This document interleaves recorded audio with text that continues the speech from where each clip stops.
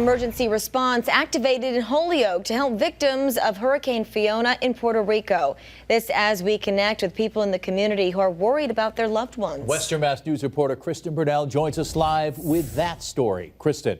Chris and Mary, I checked in with one organization in Holyoke that is helping with the relief efforts. They tell me some of their employees have family members in Puerto Rico right now, and they are now in need of supplies as cleanup is underway on the island. The city of Salinas, which is located in the south end of Puerto Rico, has gotten really badly hit with the amount of rain and flooding that's going on at the moment. And I don't know how much we know about the community here, but a lot of the individuals who live in downtown Holyoke come from Salinas, so they have parents. I have at least 3 or 4 employees here who have families there.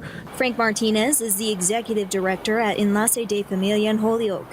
He tells Western Mass News community efforts are underway to help people in Puerto Rico after Hurricane Fiona slammed the island on Sunday. I know that they had to call around 10 Army rescue vehicles to help families out. Where my grandma's from, all those houses are completely flooded. There are some areas where houses have completely gone.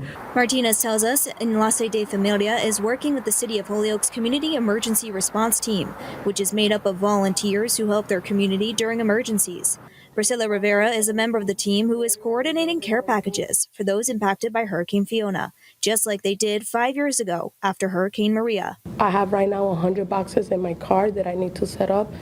In 2017, Miriam and Josie Valentin started this care package project, and we sent out about 200 boxes when Maria hit, and everybody got the boxes and everything. Rivera tells us she and volunteers will be building the care packages at City Sports Bar on High Street throughout the week.